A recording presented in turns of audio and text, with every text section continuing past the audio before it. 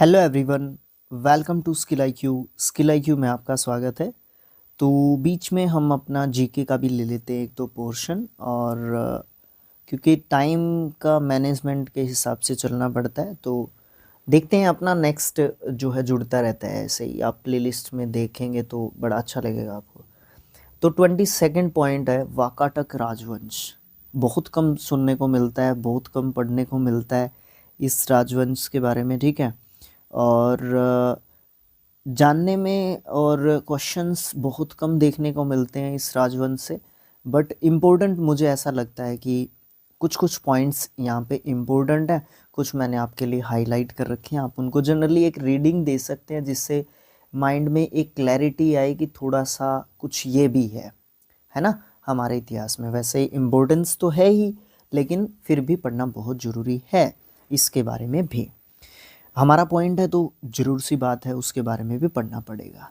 Okay, आप इसको राजवंश कह सकते हो, साम्राज्य भी एक तरीके से कह सकते हो, क्योंकि दो तीन राजा ऐसे हुए हैं इस साम्राज्य में जिन्होंने इस साम्राज्य को काफ़ी फैलाने की कोशिश की है ना।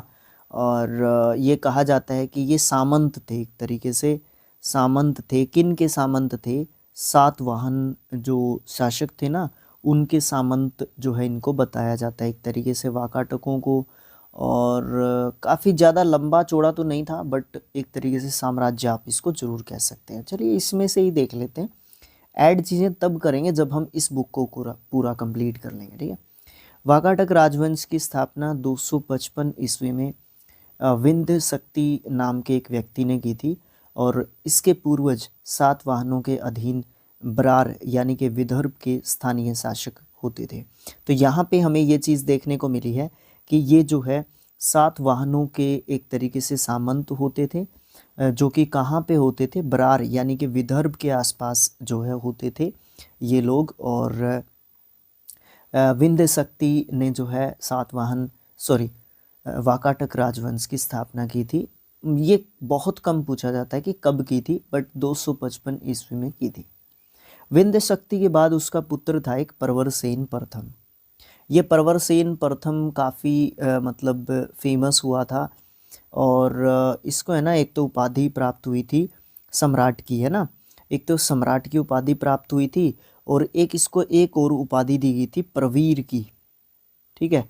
प्रवीर और सम्राट इसी को कहा जाता था। और जो सम्राट की उपाधि है ना, इस पूरे वाकाटक राजवंश में आगे चल के इसके दो टुकड़े हो जाएंगे, मतलब दो खंड बंट जाएंगे इसके किसके बाद? प्रवरसेन प्रथम के बाद। लेकिन फिर भी ये एक ऐसा जो है राजा था प्रवरसेन प्रथम, जिसने सम्राट की उपाधि इस पूरे राजवंश में दोनों ही मतलब शाखाओं में सम्राट की उपाधि प्राप्त की थी अकेले ने, ठीक है। तो परवीर भी इसी को कहा जाता था। आगे देखते हैं पॉइंट टू पॉइंट्स। तो प्रवरसेन था विंध्य शक्ति का पुत्र। इसको आप इस तरीके से बना सकते हैं, विंध्य शक्ति, उसके बाद प्रवरसेन प्रथम। प्रवरसेन द्वितीय भी आएगा ना, इसलिए प्रथम भी लेना जरूरी है। इस तरीके से आप चीज़ों को पॉइंट्स बना लिया करो, ठीक है। क्योंकि मेरे लिए पॉसिबल नहीं हो पाता कि यहाँ पे मैं आपको वो, अगर मैंने बना भी लिए हो ना पॉइंट्स, तो मैं आपको वो दिखा नहीं पाता यहाँ पे, क्योंकि टेक्नोलॉजी की कमी है ना मेरे पास अभी। ओके, मोबाइल से ही कर रहे हैं अभी तो देखते हैं आगे। तो विंध्य शक्ति का पुत्र था प्रवरसेन प्रथम, जिसने 275 से 335 ईस्वी तक शासन किया। ये इतना इम्पोर्टेंट नहीं है, बट नाम जरूरी है, इम्पोर्टेंट है। उसके बाद ये एक ऐसा जो है राजा था जिसने सम्राट की उपाधि धारण की थी पूरे राजवंश में ही, वाकाटक राजवंश में या वंश में ही। पुराणों से पता चलता है कि इसने ना 4 अश्वमेध यज्ञ करवाए थे भाई। 4 अश्वमेध यज्ञ इसने ना काफ़ी फैलाया था। इसीलिए मैं ये कह रहा था कि इतना बड़ा मतलब साम्राज्य तो नहीं था, बट इसने कुछ हद तक कोशिश की थी कि इसको मैं साम्राज्य ही बना दूं। प्रवरसेन के बाद वाकाटक साम्राज्य 2 शाखाओं में बंट गया।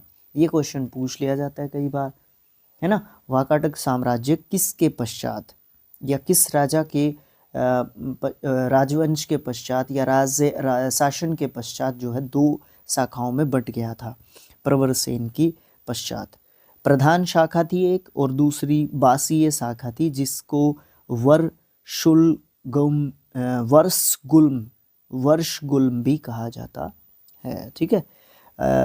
ओके, इसको वासीम भी आप एक तरीके से कह सकते हो, वासीम ये नाम भी देखने को आपको मिल सकता है, ठीक है। ये महाराष्ट्र में एक तरीके से दक्षिण भारत के राज्यों के बारे में पढ़ ही रहे हैं, तो महाराष्ट्र में एक तरीके से आपको देखने को मिल सकते हैं अकोला के आसपास का जो क्षेत्र था। ओके, उसके बाद नेक्स्ट पॉइंट या इसी पॉइंट में है, दोनों शाखाओं ने समानांतर रूप से शासन किया। कहने का मतलब पता है क्या है? समानांतर का मतलब क्या है? दोनों पैरेलली चलते रहे थे। एक राज्य यहाँ से चलता रहा था, एक राज्य यहाँ से चलता रहा था, फिर यहाँ से, फिर यहाँ से, ऐसे मतलब पैरेलली चलते रहे थे ये दोनों राजवंश। और लास्ट में एक हरिशेन नाम के राजा आते हैं, उनके समय पे फिर से ये एक बन जाता है साम्राज्य, और उसके बाद ख़त्म भी हो जाता है। तो 4 अश्वमेध यज्ञ करवाए, किसने करवाए, है ना, किसने करवाए ये पूछा जा सकता है। तो प्रवरसेन प्रथम ने करवाए थे। उसके बाद 2 शाखाओं में बट गया था प्रवरसेन प्रथम के बाद। पहली शाखा थी प्रधान शाखा, दूसरी शाखा थी बाशीय शाखा, वर्षगुल्म शाखा। प्रधान शाखा के प्रमुख राजा रुद्रसेन प्रथम, काफ़ी नाम जाना जाता है इनका, रुद्रसेन प्रथम ये इनका नाम भी जाना जाता है। प्रभावती गुप्ता इनका संरक्षण काल था। ये काफ़ी मतलब इसकी महारानी कहूँ कि रानी कहूँ, जो भी आप इनको कहो वो बिल्कुल मतलब जायज़ है एक तरीके से, क्योंकि इन्होंने शासन किया था अपने पिताजी की मतलब ये गुप्ता डेंसिटी से बिलोंग करती थी। गुप्ता इनका नाम भी आ रहा है पीछे। तो इन्होंने जो है अपने पिताजी के साथ, इनके पिताजी का नाम बता दीजिए आप मुझे कमेंट बॉक्स के, ठीक है, के अंदर प्रभावती गुप्ता के पिताजी का नाम बताओ, ठीक है, क्योंकि ये तो मैंने आपको बता ही दिया गुप्ता डेंसिटी से थी, वैसे भी लिखा हुआ था इनके पीछे। तो इन्होंने ना अपने पिताजी की हेल्प लेके जो है क्या किया था, शासन चलाया था। उसके बाद प्रवरसेन द्वितीय, है ना, प्रवरसेन द्वितीय आया था। उसके बाद नरेंद्र सेन आया था। उसके बाद पृथ्वीसेन द्वितीय आया था। तो इस तरीके से पहली जो शाखा थी ना, उसके ये प्रमुख शाखा भी थी, ये पहली शाखा, उसके ये कुछ प्रमुख राजा थे। गुप्त शासक चंद्रगुप्त द्वितीय ने अपनी पुत्री प्रभावती गुप्ता, रे भाई आ ही गया, तो चंद्रगुप्त द्वितीय की पुत्री थी प्रभावती गुप्ता, जिसका विवाह हुआ था वाकाटक नरेश थे एक रुद्रसेन द्वितीय, ठीक है, रुद्रसेन द्वितीय से हुआ था। भाई ये तो प्रथम है, गलत लगा दिया मैंने निशान, रुद्रसेन देख लिया, प्रथम द्वितीय नहीं देखा। तो रुद्रसेन द्वितीय के साथ जो है वाकाटक नरेश था, वाकाटक राजा था, ठीक है, इसके साथ प्रभावती गुप्ता का विवाह हुआ था चंद्रगुप्त द्वितीय की पुत्री का, जो कि गुप्त शासक था, है ना। उधर से गुप्त शासन चल रहा था ना, नॉर्थ की साइड में या मध्य की साइड में, कुछ मध्य की साइड में। वाकाटकों का राज्य गुप्त और शक राज्यों के बीच में था। तो वाकाटकों का ये लोकेशन से कुछ आप इमेजिन कर पा रहे होंगे, कुछ मैप का सहारा भी हमें लेना चाहिए ऐसी सिचुएशंस में, जिससे हमें ये पता चलता है कि यहाँ पे कौन राज कर रहा था, यहाँ पे कौन कर रहा था। तो गुप्त और शक राज्यों के बीच में इनका शासन था। राज्यों पर विजय प्राप्त करने के लिए चंद्रगुप्त द्वितीय ने इस संबंध को स्थापित किया था। विवाह के कुछ समय के बाद रुद्रसेन द्वितीय की मृत्यु हो गई थी, चूँकि उसके दोनों पुत्रों, एक तो दिवाकर सेन था और एक दामोदर सेन था, वो अवयस्क थे, वो मतलब इतने बड़े नहीं थे कि वो राज्य संभाल सकें। अतः प्रभावती गुप्ता ने उस समय पर शासन संभाला था, और ये काल वाकाटक गुप्त संबंध का स्वर्ण काल रहा था। ये लाइन इसने क्यों लिखी, ये काल वाकाटक गुप्त संबंध का स्वर्ण काल रहा था, पता है क्यों?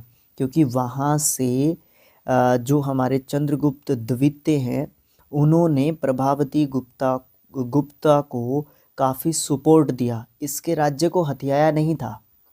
समझ रहे हैं आप बातों को?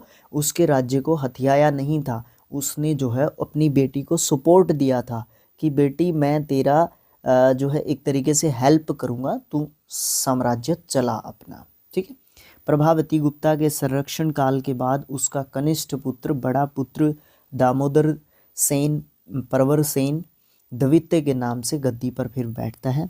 पृथ्वीसेन द्वितीय वाकाटकों की प्रधान शाखा का अंतिम शासक था। कई बार पूछ लिया जाता है वाकाटकों की वाकाटकों की प्रधान शाखा का अंतिम शासक निम्नलिखित में से कौन था? ऑप्शंस आपको दिए जा सकते हैं। प्रभावती गुप्ता आपको पक्की मिलेगी ऑप्शंस में। उसके बाद उसका राज्य बसीम शाखा के हरिसेन के हाथों में चला गया था। अब हम दूसरी शाखा के बारे में बात कर लेते हैं जो कि बसीम शाखा थी। बसीम शाखा के वाकाटकों के बारे में भी बात कर लेते हैं। वाकाटक वंश की इस शाखा की स्थापना 330 ईस्वी में सम्राट प्रवरसेन के छोटे बेटे ने की थी, जिसका नाम क्या था? सर्वसेन था। उसने वशगुल्म नाम के स्थान पर एक स्वतंत्र राज्य की स्थापना की थी। वशगुल्म महाराष्ट्र के अकोला जिले में आधुनिक बसीम में स्थित था। आजकल बसीम जो जगह है ना महाराष्ट्र में, वहाँ पे था ये वत्सगुल्म। बसीम शाखा के प्रमुख राजा कौन कौन से थे? सर्वसेन, जिन्होंने इसकी स्थापना की। विंध्य शक्ति ने इसकी स्थापना की थी वाकाटक साम्राज्य की, लेकिन विंध्य शक्ति द्वितीय भी हुआ था यहाँ पे राजा, ठीक है। उसके बाद प्रवरसेन द्वितीय भी हुआ था यहाँ पे राजा, और प्रवरसेन होता था जिसकी मृत्यु के बाद प्रवरसेन प्रथम कौन था? जिसकी मृत्यु के बाद जो वाकाटक साम्राज्य है वो दो शाखाओं में बट गया है ना, होता है ना ऐसे। हाँ जी, हरिसेन सबसे प्रतापी राजा था इस शाखा का। इसके बाद हरिसेन बसीम शाखा का सबसे शक्तिशाली या प्रतापी राजा था। यह वाकाटक वंश का अंतिम ज्ञात राजा भी माना जाता है। वाकाटक वंश के राजा प्रवरसेन द्वितीय ने मराठी प्राकृत काव्य सेतुबंध की रचना की थी तथा सर्वसेन ने हरि विजय नामक प्राकृत काव्य ग्रंथ लिखा था। संस्कृत की वैदर्भी शैली का पूर्ण विकास वाकाटक नरेशों के दरबार में हुआ था। 3 पॉइंट्स हैं भाई इस एक पॉइंट के अंदर। नंबर 1 पॉइंट क्या है?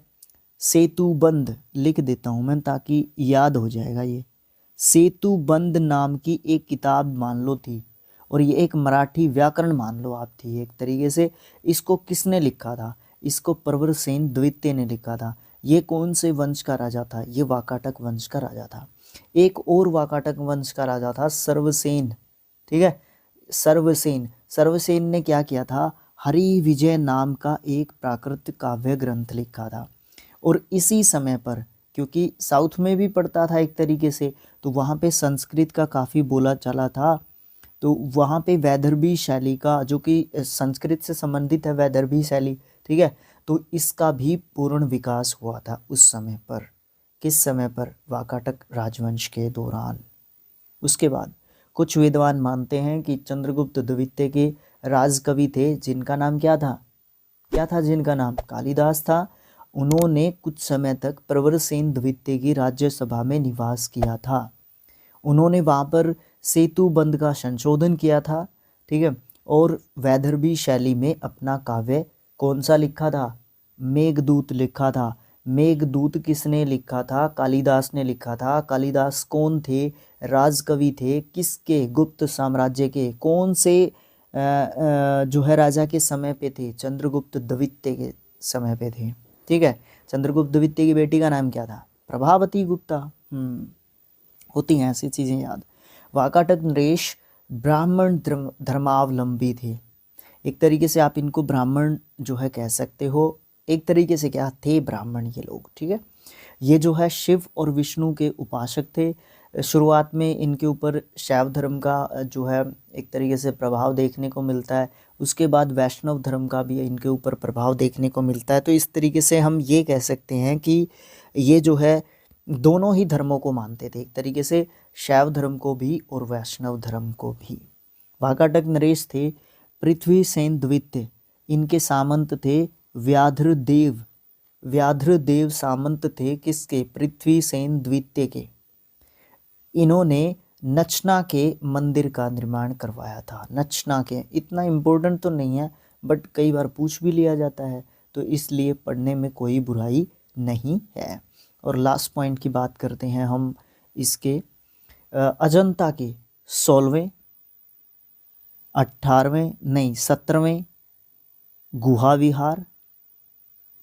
विहार और 19वां चैत्य जो था उसका निर्माण किन शासकों के शासनकाल में हुआ था? तो ये वाकाटकों के समय में हुआ था। ये इम्पोर्टेंट पॉइंट है, ये हैशटैग लगा के लिख लो, इसको अलग से कलर करके लिख लो, इसको जिस भी तरीके से आपको ध्यान रहे उसी तरीके से आप इसको देख लो। इनका धर्म अलग से देख लो, बेशक पक्का पूछा जाएगा ये पेपर में, ठीक है। उसके बाद नेक्स्ट जो 23वां पॉइंट होगा ना, उसमें हम पुष्यभूति वंश या वर्धन वंश की हम बात करेंगे। तो आज के वीडियो में इतना ही। Thanks for watching, thank you so much. अगर वीडियो अच्छा लगा है, इन्फॉर्मेटिव लगा है, तो आप इसको शेयर कर सकते हो, चैनल को सब्सक्राइब कर सकते हो, अपने आइडियाज़ दे सकते हो नीचे कमेंट बॉक्स में। फेसबुक पे इस वीडियो को देख सकते हो और फेसबुक पेज को लाइक कर सकते हो, ठीक है। तो ये सब चीज़ें आप कर सकते हो। टेलीग्राम ग्रुप ज्वाइन कर सकते हो पीडीएफ्स के लिए और इन्फॉर्मेशंस के लिए, ठीक है। व्हाट्सएप चैनल ज्वाइन कर सकते हो, स्किल IQ एजुकेशन सर्च करके व्हाट्सएप पे, ठीक है। तो ये सारी चीज़ें ज्वाइन करके रखो, आप सपोर्ट रखो पूरा। आने वाले समय में चीज़ें अच्छी करने की कोशिश करते रहेंगे। Thanks for watching, thank you so much.